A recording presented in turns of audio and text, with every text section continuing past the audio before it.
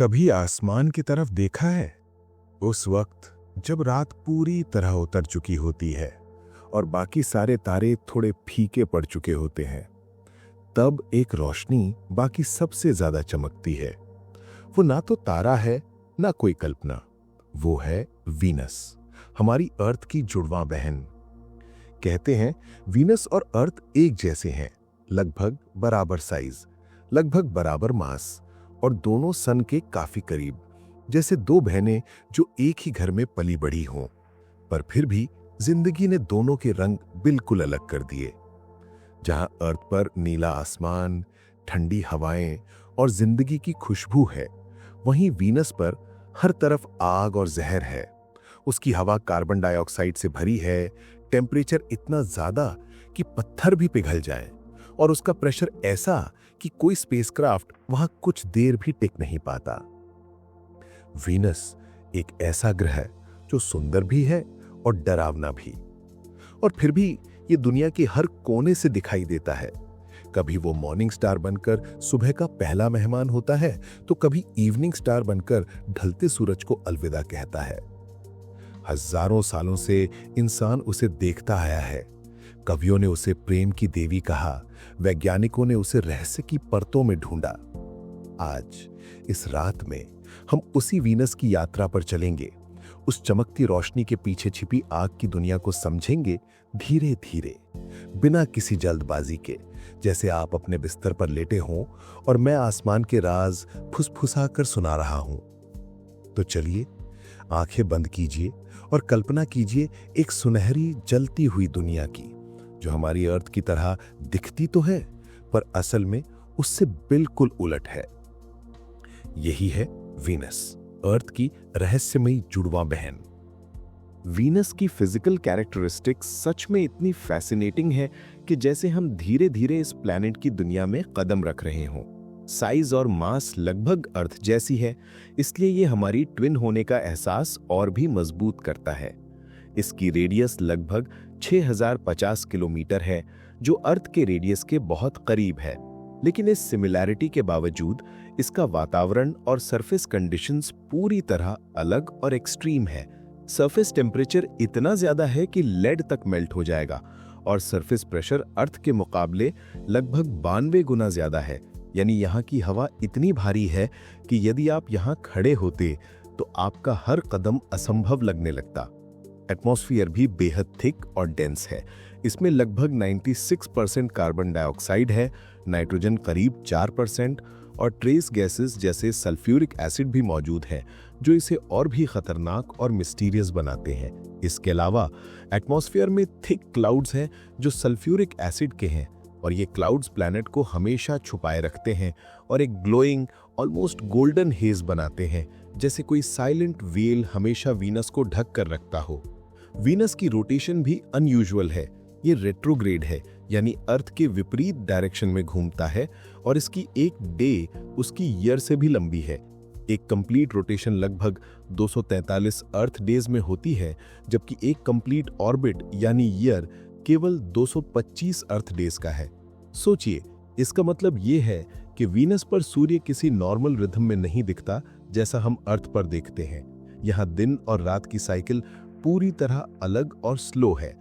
और फिर सरफेस और जियोलॉजी की बात करें तो वीनस की दुनिया में वॉल्केनोज, माउंटेन्स, प्लेन्स और इम्पैक्ट क्रेटर्स हैं। साइंटिस्ट्स को यहाँ पास्ट वॉल्केनिक एक्टिविटी के क्लियर एविडेंस भी मिले हैं, जिससे पता चलता है कि ये प्लैनेट कभी बहुत एक्टिव रहा है।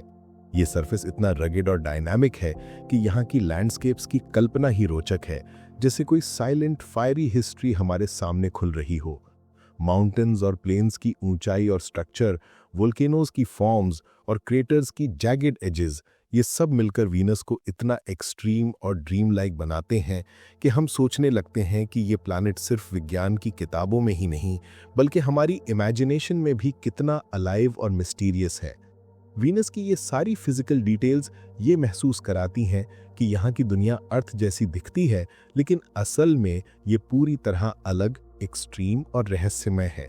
और यही कॉन्ट्रास्ट इसे ऑब्जर्वर्स और स्पेस एंथुसियास्ट्स के लिए इतना इंट्रीगिंग और ऑलमोस्ट मैजिकल बनाता है। वीनस की क्लाइमेट और एटमॉस्फेयर सच में इतनी अलग और एक्सट्रीम हैं कि सोचते ही मन में क्यूरियोसिटी और थोड़ी हल्की रोमांच की भावना जाग उठती है। सबसे पहले बात करते हैं रनअवे ग्रीन हाउस इफेक्ट की, जो वीनस को इतना हॉट, हार्श और इनहॉस्पिटेबल बना देती है। यह प्रोसेस इतने सालों तक चलता रहा कि प्लैनेट ने अपनी सारी हीट लिटरली ट्रैप्ड कर ली और सरफेस टेम्परेचर लगभग 465 डिग्री सेल्सियस तक पहुंच गया, यानी इतना गर्म कि लेड तक पिघल जाए। इस एक्सट्रीम हीट के कारण वीनस अब हमारे लिए पूरी तरह अनफ्रेंडली और एक्सट्रीम वर्ल्ड बन गया है। एटमॉस्फेयर में डेंस क्लाउड्स और हेज भी हैं जो सल्फ्यूरिक एसिड के बने हैं। ये क्लाउड्स इतना थिक और हाई रिफ्लेक्टिविटी वाले हैं कि सनलाइट लगभग बाउंस हो जाती है, जिससे वीनस नाइट स्काई में अपनी मिस्टीरियस ग्लो के साथ चमकता है और कभी-कभी ऑब्जर्वर को ऐसा महसूस होता है कि कोई हिडन सीक्रेट धीरे-धीरे रिवील हो रहा है। लेकिन यहाँ का इंटरेस्टिंग हिस्सा विंड्स और सुपर रोटेशन है। वीनस की विंड्स लगभग 360 किलोमीटर प्रति घंटे की गति से चलती हैं, जो प्लैनेट की खुद की रोटेशन से भी बहुत तेज है। मतलब एटमॉस्फेयर इतनी तेजी से घूमता है कि सरफेस के ऊपर हवा लगातार स्वर्ल करती रहती है और प्लैनेट का हर हिस्सा इस रिलेंटलेस मोशन में डूबा रहता है। ये सुपर रोटेशन इतना पावरफुल है कि साइंटिस्ट्स को अब भी इस फिनोमेनन को पूरी तरह समझने में समय लग रहा है। अब सोचिए, वीनस का पास्ट कितना इंट्रीगिंग हो सकता है। कई वैज्ञानिक स्पेक्युलेट करते हैं कि शायद एक समय वीनस पर ओशंस थे, पानी की नरम लहरें और माइल्ड क्लाइमेट भी हो सकता था। शायद वो समय था जब ये प्लैनेट अर्थ की तरह हैबिटेबल था और लाइफ के लिए फेवरेबल कंडीशंस मौजूद थीं। लेकिन रनअवे ग्रीन हाउस इफेक्ट और समय के साथ एटमॉस्फेयर का एक्सट्रीम ट्रांसफॉर्मेशन ने इसे धीरे धीरे एक हॉट, ड्राई और ऑलमोस्ट लाइफलेस वर्ल्ड में बदल दिया। ये कॉन्ट्रास्ट इतना पोएटिक और थॉट प्रोवोकिंग है कि हमें यूनिवर्स की अनप्रेडिक्टेबिलिटी और प्लैनेट्स की मिस्टीरियस हिस्ट्री का एहसास दिलाता है। वीनस की स्टोरी ये भी सिखाती है कि दिखने में सिमिलैरिटी हमेशा रियल सिमिलैरिटी नहीं होती, और यही इसे इतना कैप्टिवेटिंग, ड्रीम लाइक और ऑलमोस्ट मैजिकल बनाती है। वीनस की ऑब्जर्वेशन और एक्सप्लोरेशन हिस्ट्री उतनी ही फैसिनेटिंग और मिस्टीरियस है जितनी इसकी फिजिकल और एटमॉस्फेरिक दुनिया। एंशिएंट सिविलाइजेशंस में लोग वीनस को हमेशा स्पेशल मानते थे। ये प्लैनेट अक्सर सुबह के होराइजन पर ग्लोइंग मॉर्निंग स्टार की तरह दिखाई देता था और कभी इवनिंग में अपनी सटल लाइट से आसमान को सजाता था। अलग अलग कल्चर्स में इसके लिए मिथ्स और कहानियां बनी, जैसे मेसोपोटामियंस और ग्रीक्स ने इसे अपने गॉड्स और सेलेस्टियल स्टोरी से जोड़ा। लोग इसे कॉस्मिक कैलेंडर में भी यूज करते थे और इसकी रेगुलर अपीयरेंस ने उन्हें समय और सीजन्स का अंदाजा लगाने में मदद की। फिर धीरे धीरे ह्यूमन क्यूरियोसिटी ने टेलीस्कोप की खोज के साथ नई दिशा पकड़ी। 1610 में गैलीलियो ने अपनी टेलीस्कोप से वीनस के फेजेस ऑब्जर्व किए, जैसे मून के फेजेस होते हैं।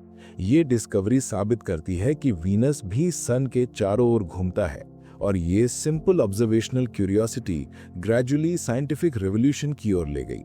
इसके बाद टेलीस्कोप्स और एडवांस्ड इंस्ट्रूमेंट्स के जरिए साइंटिस्ट्स ने वीनस के सरफेस और एटमॉस्फेयर की सटल डिटेल्स भी नोटिस करना शुरू किया।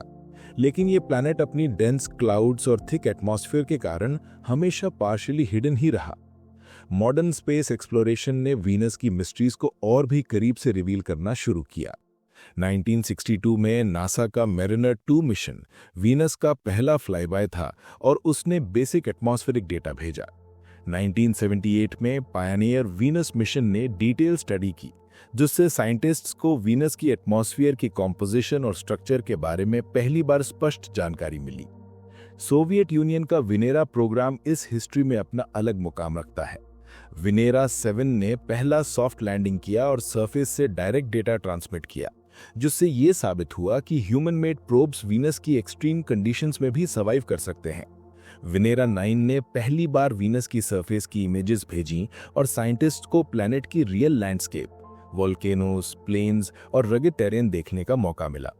1990s में नासा का मैगेलन मिशन रेडार मैपिंग के लिए आया और उसने सरफेस को डिटेल्ड टोपोग्राफिक मैप्स में बदल दिया, जिससे हमें यह समझ में आया कि वीनस की जियोलॉजी कितनी डायनामिक और कॉम्प्लेक्स है। आज भी वीनस का एक्सप्लोरेशन जारी है। जापान की अकात्सुकी मिशन एटमॉस्फेयर के डायनामिक्स और क्लाउड पैटर्न्स को समझने में लगी है, जबकि नासा के अपकमिंग वेरिटास और डाविंची प्लस मिशंस 2030s में लॉन्च होंगे, जो सरफेस मैपिंग, जियोलॉजिकल स्टडी और एटमॉस्फेयर एनालिसिस में नई डिटेल्स प्रोवाइड करेंगे। इस पूरी एक्सप्लोरेशन जर्नी ने ये दिखाया कि वीनस हमेशा ह्यूमन क्यूरियोसिटी को इग्नाइट करता रहा है। ये प्लैनेट सेंचुरीज से हमारे ऑब्जर्वेशन का हिस्सा रहा है, मिथ्स और इमेजिनेशन में लोगों की स्टोरीज को डेकोरेट करता रहा है, और अब मॉडर्न साइंस के जरिए धीरे धीरे अपनी हिडन, एक्सट्रीम और मिस्टीरियस दुनिया के सीक्रेट्स खोल रहा है। ये कहानी हमें ये सिखाती है कि एक्सप्लोरेशन सिर्फ नॉलेज तक ही सीमित नहीं, बल्कि इमेजिनेशन, वंडर और ड्रीम लाइक क्यूरियोसिटी का भी हिस्सा है, और वीनस इसके लिए परफेक्ट कंपेनियन है। वीनस की साइंटिफिक मिस्ट्री सच में इतनी फैसिनेटिंग और पजलिंग है कि जैसे हम धीरे धीरे इस प्लैनेट की हिडन दुनिया में खो रहे हों। 2020 में साइंटिस्ट्स ने वीनस की अपर एटमॉस्फेयर में फॉस्फीन नामक गैस का डिस्कवरी किया, जिसे पॉसिबल बायोमार्कर माना गया। इसका मतलब ये हो सकता है कि शायद इस डेंस, हॉट और हार्श एटमॉस्फेयर में किसी तरह की माइक्रोबियल लाइफ मौजूद हो सकती है। लेकिन जैसे ही ये डिस्कवरी सामने आई, साइंटिफिक कम्युनिटी में बहुत डिबेट शुरू हो गई। कई रिसर्चर्स ने इसे कंट्रोवर्शियल और अनसर्टेन बताया, क्योंकि ऑब्जर्वेशंस और एनालिसिस में अभी भी डिस्क्रिपेंसीज थे। यही वीनस की सबसे इंट्रीगिंग बात है कि ये अर्थ के बिल्कुल पास है, स्काई में इतनी चमकदार दिखाई देता है, फिर भी इसकी ट्रू नेचर और पोटेंशियल फॉर लाइफ अब भी लार्जली अननोन और मिस्टीरियस है। इसी तरह वीनस की वॉल्केनिक एक्टिविटी भी सेंचुरीज से साइंटिस्ट के लिए एक पजल रही है। यहाँ सरफेस पर वॉल्केनोज और लावा प्लेन्स दिखाई देते हैं, और रेडार मैपिंग से पता चलता है कि कुछ रीजन्स में शायद हाल ही में लावा फ्लो हुई है। लेकिन क्या वीनस आज भी वॉल्केनिकली एक्टिव है, ये अब भी क्लियर नहीं है। साइंटिस्ट्स इसके लिए कॉन्टिन्यूअस ऑब्जर्वेशन कर रहे हैं, क्योंकि अगर ये प्लैनेट अभी भी एक्टिव वॉल्केनोज रखता है तो ये हमें इसकी इंटरनल डायनामिक्स और मेंटल बिहेवियर के बारे में बहुत कुछ सिखा सकता है। वीनस की सरफेस चेंजेस और क्रस्टल मूवमेंट्स भी इसकी जियोलॉजी की कहानी सुनाते हैं। रेडार और सैटेलाइट ऑब्जर्वेशन से पता चलता है कि सरफेस कभी स्टैटिक नहीं रहता। प्लेन्स, माउंटेन्स और वॉल्केनिक फॉर्मेशंस धीरे धीरे बदलते रहते हैं। क्रिस्टल शिफ्ट्स और टेक्टोनिक लाइक मूवमेंट्स हमें ये संकेत देते हैं कि वीनस का इंटीरियर डायनामिक और कॉम्प्लेक्स है, और ये प्लैनेट समय के साथ इवॉल्व भी कर रहा है। इस एक्सट्रीम, मिस्टीरियस और एवर चेंजिंग सरफेस के कारण वीनस हमारे लिए इतना कैप्टिवेटिंग और ऑलमोस्ट मैजिकल बन जाता है। सोचिए, ये एक प्लैनेट है जो अर्थ की तरह दिखता है, लेकिन इसकी extreme conditions, dense clouds, scorching heat और डायनामिक जियोलॉजी इसे पूरी तरह अलग और अनएक्सप्लोर्ड बनाती हैं। यही कॉन्ट्रास्ट वीनस को साइंटिफिक क्यूरियोसिटी और इमेजिनेशन दोनों के लिए परफेक्ट कंपेनियन बनाता है। ये प्लैनेट हमें सिखाता है कि यूनिवर्स में नॉलेज की कोई सीमा नहीं है। हर नई ऑब्जर्वेशन या डिस्कवरी हमें डीपर मिस्ट्रीज के करीब ले जाती है, और यही रीजन है कि हर जनरेशन के साइंटिस्ट्स वीनस को स्टडी करने में फैसिनेटेड रहते हैं। हमेशा ये जानने की कोशिश करते हैं कि हमारी ट्विन प्लैनेट की दुनिया वास्तव में कैसी है और इसमें कितनी पॉसिबिलिटीज छुपी हैं। वीनस और अर्थ की कंपैरिजन सच में इतनी फैसिनेटिंग और थॉट प्रोवोकिंग है कि जैसे हम धीरे धीरे समझ रहे हों कि हमारी ओन प्लैनेट कितनी प्रेशियस और यूनिक है। शुरुआत सिमिलैरिटीज से करते हैं। वीनस की साइज और मास लगभग अर्थ जैसी है। ग्रेविटी अर्थ की लगभग 90% है, और दोनों प्लैनेट्स की इंटरनल कॉम्पोजिशन, कोर और मेंटल स्ट्रक्चर भी काफी करीब है। दोनों ही सन के पास ऑर्बिट करते हैं, इसलिए थियोरेटिकली उनके पास सिमिलर सोलर एनर्जी भी उपलब्ध हो सकती थी, और कभी शायद कंडीशंस भी अर्थ जैसी मॉडरेट हो सकती थीं। यही कारण है कि साइंटिस्ट्स वीनस को हमारी ट्विन प्लैनेट कहते हैं, और इसे देखकर हम कल्पना करते हैं कि शायद वीनस की सरफेस पर भी किसी समय अर्थ जैसी ओशंस और माइल्ड क्लाइमेट मौजूद थे। लेकिन जैसे ही हम डिफरेंसेस की ओर देखते हैं, वीनस का एक्सट्रीम और हार्श नेचर तुरंत सामने आता है। यहाँ सरफेस टेम्परेचर लगभग 465 डिग्री सेल्सियस तक पहुंच जाता है, इतना गर्म कि लेड मेल्ट हो जाए। सरफेस प्रेशर अर्थ की तुलना में 92 गुना ज्यादा है, यानी यहाँ खड़े होना हमारे लिए लगभग इम्पॉसिबल है। एटमॉस्फेयर टॉक्सिक गैसेस जैसे कार्बन डाइऑक्साइड और सल्फ्यूरिक एसिड से भरा हुआ है, और इसकी थिक क्लाउड्स और हेज सनलाइट को रिफ्लेक्ट करते हैं, जिससे प्लैनेट हमेशा एक ग्लोइंग, मिस्टीरियस वेल में ढका रहता है। वीनस पर अब कोई लिक्विड वाटर नहीं है और शायद हजारों साल पहले जो ओशंस और हैबिटेबल कंडीशंस थीं वे पूरी तरह समाप्त हो गईं। ये एक्सट्रीम कॉन्ट्रास्ट ये दिखाता है कि दिखने में सिमिलैरिटी हमेशा रियलिटी में सिमिलैरिटी नहीं होती। वीनस हमारी अर्थ के लिए एक बहुत ही इंपॉर्टेंट लेसन भी है। Run away green house effect की वजह से वीनस इतनी हॉट और अनइनहैबिटेबल बन गया और ये हमें याद दिलाता है कि ग्रीन हाउस इफेक्ट और क्लाइमेट चेंज हमारे लिए भी कितने बड़े खतरे पैदा कर सकते हैं। स्मॉल चेंजेस जैसे एटमॉस्फेरिक कॉम्पोजिशन में a subtle increase in green house gases long term में ड्रामेटिक कॉन्सिक्वेंसेस ला सकते हैं। वीनस और अर्थ की ये कंपैरिजन सिर्फ साइंटिफिक क्यूरियोसिटी नहीं जगाती बल्कि इमेजिनेशन, रिस्पेक्ट और रिस्पॉन्सिबिलिटी की भी याद दिलाती है। हमें ये सोचने पर मजबूर करती है कि हमारी अर्थ की डेलिकेट बैलेंस कितनी महत्वपूर्ण है और हमें अपनी एनवायरनमेंट और रिसोर्सेज की कितनी केयर करनी चाहिए। यही कॉन्ट्रास्ट और लेसन इसे ऑब्जर्वर के लिए इतना ड्रीम लाइक, एजुकेशनल और थॉट प्रोवोकिंग बनाता है और हमें यूनिवर्स की वास्टनेस और अनप्रेडिक्टेबिलिटी के बारे में भी सोचने को मजबूर करता है। वीनस की एक्सप्लोरेशन जितनी फैसिनेटिंग है उतनी ही मुश्किल और चैलेंजिंग भी है। सिर्फ ये सोचना ही रोमांचक और थोड़ा डरावना है कि कोई स्पेसक्राफ्ट या ह्यूमन मेड प्रोब इस प्लैनेट पर लैंड करे। यहाँ की सरफेस टेम्परेचर लगभग 465 डिग्री सेल्सियस है, इतना गर्म कि कन्वेंशनल मेटल्स और इलेक्ट्रॉनिक्स भी मेल्ट या फेल हो जाएं। और सरफेस प्रेशर अर्थ के मुकाबले 92 गुना ज्यादा है। यानी अगर कोई प्रोब यहाँ बिना स्पेशल इंजीनियरिंग के उतरे तो ये तुरंत क्रश हो जाएगा। यही वजह है कि long duration missions practically almost impossible लगते हैं। इसलिए साइंटिस्ट्स और इंजीनियर्स को हर इंस्ट्रूमेंट, इलेक्ट्रॉनिक्स और हीट शील्डिंग को एक्सट्रीम कंडीशंस के हिसाब से डिजाइन करना पड़ता है। इसके लिए advanced material science, pressure resistant electronics और स्पेशली इंजीनियर्ड हीट शील्ड्स की जरूरत होती है ताकि प्रोब सर्वाइव कर सके और सरफेस या एटमॉस्फेयर से डेटा भेज सके। लेकिन यही चैलेंजेस वीनस को और भी इंट्रिगिंग और ड्रीम लाइक बनाते हैं। हम सोचते हैं कि क्या एक दिन ह्यूमंस इसकी सरफेस पर सीधे नहीं बल्कि एटमॉस्फेयर में एक्सप्लोर कर सकेंगे। एटमॉस्फेयर इतना डेंस है कि थियरी में फ्लोटिंग हैबिटेट्स या बलून्स में ह्यूमंस कुछ समय के लिए रह सकते हैं और क्लाउड्स, विंड्स और एटमॉस्फेयर की सटल डायनामिक्स को ऑब्जर्व कर सकते हैं। साइंटिस्ट्स इस कॉन्सेप्ट को लेकर बहुत एक्साइटेड हैं और ये फ्यूचरिस्टिक विजन हमें ये दिखाता है कि इमेजिनेशन और टेक्नोलॉजी का कॉम्बिनेशन ह्यूमन एक्सप्लोरेशन को कितनी दूर तक ले जा सकता है। एआई पावर्ड ड्रोन्स भी फ्यूचर मिशंस का हिस्सा हो सकते हैं जो क्लाउड्स और एटमॉस्फेयर में फ्लोट करके कंटिन्यूअस ऑब्जर्वेशंस करेंगे, सरफेस मैपिंग करेंगे और एक्सट्रीम कंडीशंस में भी सर्वाइव कर सकेंगे।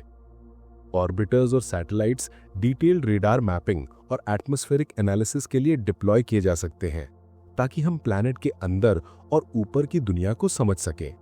वीनस की एक्सप्लोरेशन ये सिखाती है कि यूनिवर्स में एडवेंचर सिर्फ नॉलेज तक सीमित नहीं है, ये ह्यूमन इंजेन्युइटी, क्रिएटिविटी और परसिस्टेंस का अल्टीमेट टेस्ट भी है। हर नया मिशन, चाहे वो सरफेस प्रोब हो, एटमॉस्फेयर ड्रोन हो या फ्यूचरिस्टिक फ्लोटिंग हैबिटेट, हमें वीनस की एक्सट्रीम कंडीशंस और हिडन मिस्ट्रीज के और करीब ले जाता है। यही कारण है कि वीनस हमेशा क्यूरियोसिटी और इमेजिनेशन को इग्नाइट करता रहा है और फ्यूचर एक्सप्लोरेशन की प्लानिंग हमारे लिए नई पॉसिबिलिटीज और डिस्कवरीज के दरवाजे खोलती है। सोचिए, ये एक प्लैनेट है जो अर्थ जैसी दिखती है लेकिन अपनी extreme heat, crushing pressure, toxic atmosphere और डायनामिक क्लाउड्स के कारण अभी भी लार्जली अनएक्सप्लोर्ड है और यही इसे मॉडर्न साइंस और फ्यूचरिस्टिक एक्सप्लोरेशन के लिए परफेक्ट, ऑलमोस्ट मैजिकल टारगेट बनाता है। वीनस के मिस्ट्रीज, एक्सट्रीम चैलेंजेस और फ्यूचरिस्टिक विजन्स, ये सब मिलकर हमें ये सिखाते हैं कि यूनिवर्स में एक्सप्लोरेशन का कोई एंड नहीं है और हर नई टेक्नोलॉजी और मिशन हमें अननोन की दुनिया की ओर धीरे धीरे ले जाता है। वीनस के बारे में कुछ मजेदार और अद्भुत फैक्ट्स भी हैं जो इसे ऑब्जर्वर्स और स्पेस एंथुजियास्ट्स के लिए और भी कैप्टिवेटिंग बनाते हैं। सबसे पहले बात इसकी चमक की करें तो वीनस नाइट स्काई में सबसे ब्राइट प्लैनेट है और कई बार इसे स्टार्स के साथ कंफ्यूज कर लिया जाता है। अगर आप शांत रात में स्काई की ओर देखें और एक ऐसा चमकदार पॉइंट देखें जो बाकी स्टार से अलग और तेज चमक रहा हो, तो वो शायद वीनस है, जो स्लोली हॉराइजन पर या स्काई के बीच में अपने ग्लोइंग प्रेजेंस के साथ नजर आता है, जैसे कोई साइलेंट सेलेस्टियल ज्वेल हमारे ऑब्जर्वेशन को विटनेस कर रहा हो। इसकी चमक इतनी अधिक है कि कभी-कभी एंशिएंट सिविलाइजेशंस ने इसे अपना मॉर्निंग स्टार या इवनिंग स्टार कहा, और इसके चारों ओर मिथ्स और स्टोरीज भी बन गईं। वीनस की रोटेशन भी बहुत अनयूजुअल और फैसिनेटिंग है। ये रेट्रोग्रेड है, यानी अर्थ के विपरीत डायरेक्शन में घूमता है, और इसका मतलब है कि यहाँ सनराइज और सनसेट बिल्कुल अर्थ जैसे नहीं होते। यही नहीं, वीनस का एक दिन यानी उसका खुद का रोटेशन पूरा होने में लगने वाला समय उसकी पूरी ईयर से भी लंबा है। सोचिए, एक दिन यहाँ 243 अर्थ डेज का होता है, जबकि वीनस की कंप्लीट ऑर्बिट यानी ईयर केवल 225 अर्थ डेज की होती है। इस यूनिक रोटेशन और ऑर्बिटल पैटर्न के कारण वीनस के एटमॉस्फेयर में सुपर रोटेशन वाली तेज हवाएं बनती हैं, और सरफेस और क्लाउड्स की डायनेमिक्स भी पूरी तरह अनयूजुअल होती है। और सबसे इंट्रिगिंग बात, वीनस के पास कोई मून्स नहीं है। ये अकेला ही अपने ग्लोइंग प्रेजेंस के साथ नाइट स्काई में घूमता है, साइलेंटली और मिस्टीरियस तरीके से, जैसे कोई सॉलिटरी गार्डियन जो सेंचुरीज से ऑब्जर्वर की क्यूरियोसिटी को इग्नाइट कर रहा हो। ये combination, extraordinary brightness, backward rotation, लंबा डे और नो मून्स, वीनस को सिर्फ साइंटिफिक क्यूरियोसिटी के लिए ही नहीं, बल्कि इमेजिनेशन, वंडर और almost magical dream like experience के लिए भी परफेक्ट बनाता है। ऑब्जर्वर ये सोचते हुए रात के स्काई में देखता है कि एक प्लैनेट जो अर्थ जैसी दिखती है, अपनी क्वर्की और एक्सट्रीम फीचर्स के साथ हमारी इमेजिनेशन और साइंटिफिक क्यूरियोसिटी दोनों को कंटिन्यूअसली एंगेज कर रहा है। जैसे जैसे हम अपनी इस मैजिकल और ड्रीम लाइक जर्नी को वीनस की दुनिया में पूरा करते हैं, हमें ये महसूस होता है कि वीनस सिर्फ हमारी अर्थ का ट्विन ही नहीं है, बल्कि एक तरह की साइलेंट कॉशनरी टेल भी है। दिखने में अर्थ जैसी ये प्लैनेट हमें सिमिलैरिटी का एहसास देती है।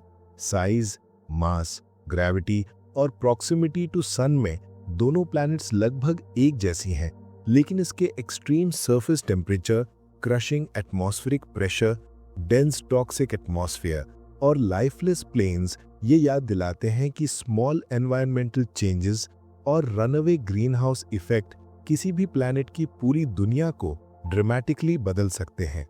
वीनस का स्टडी हमें सिर्फ ये नहीं बताता कि हमारा नेबर कैसा है, बल्कि ये अर्थ के लिए भी एक सटल वार्निंग है कि हमारी ओन एटमॉस्फेयर, क्लाइमेट और नेचुरल बैलेंस कितनी डेलिकेट और प्रेशियस है, और हमें उनका ध्यान रखना कितना जरूरी है। इसके साथ ही वीनस का अध्ययन हमें यूनिवर्स में और भी बड़ा पर्सपेक्टिव देता है। जब हम वीनस की एटमॉस्फेयर, सरफेस और जियोलॉजिकल डायनामिक्स को समझने की कोशिश करते हैं, हम एक्सोप्लैनेट्स की स्टडी में भी इंसाइट्स पा सकते हैं कि कौन से प्लैनेट्स अर्थ जैसी कंडीशंस रख सकते हैं और किस तरह की प्लैनेटरी एवोल्यूशन लाइफ के लिए कंड्यूसिव हो सकती है। ये हमें लाइफ के ब्रॉडर पॉसिबिलिटीज, प्लैनेटरी डाइवर्सिटी और यूनिवर्स में हमारे प्लेस के बारे में सोचने का मौका देता है। और फिर जब हम नाइट स्काई में उस ब्राइट ग्लोइंग पॉइंट को देखते हैं जो सेंचुरीज से ह्यूमंस की इमेजिनेशन और ऑब्जर्वेशन का हिस्सा रहा है, हमें ये एहसास होता है कि साइंस, क्यूरियोसिटी और इमेजिनेशन का कॉम्बिनेशन कितना मैजिकल हो सकता है। वीनस ने हमें मिथ्स, टेलीस्कोप्स, स्पेसक्राफ्ट्स और मॉडर्न मिशंस के जरिए धीरे धीरे अपने सीक्रेट्स रिवील किए हैं, और अब भी ये प्लैनेट अपनी मिस्टीरियस, एक्सट्रीम और ब्यूटीफुल वर्ल्ड के साथ ऑब्जर्वर को सॉफ्टली इनवाइट करता है कि वो ध्यान से देखे और सोचे। तो जैसे ही हम अपनी आंखें बंद करते हैं और धीरे धीरे सोने लगते हैं, हम ये कल्पना कर सकते हैं कि कहीं दूर हमारे सोलर सिस्टम में एक ग्लोइंग मिस्टीरियस ट्विन क्वाइटली घूम रहा है। अपने डेंस क्लाउड्स, स्कॉचिंग हीट और ड्रामेटिक विंड्स के बीच ये प्लैनेट सॉफ्टली रिमाइंड करता है कि यूनिवर्स में ब्यूटी, मिस्ट्री, लेसन्स और इंस्पिरेशन हमेशा हमारे चारों ओर हैं। हमें बस धीरे धीरे ऑब्जर्व करना है, इमेजिन करना है और क्वाइटली रिफ्लेक्ट करना है।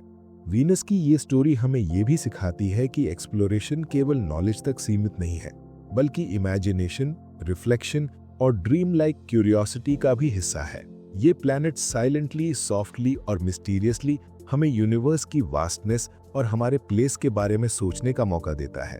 और शायद यही रीजन है कि सेंचुरीज से ह्यूमंस इसे इतना क्लोजली ऑब्जर्व और इमेजिन करते रहे हैं।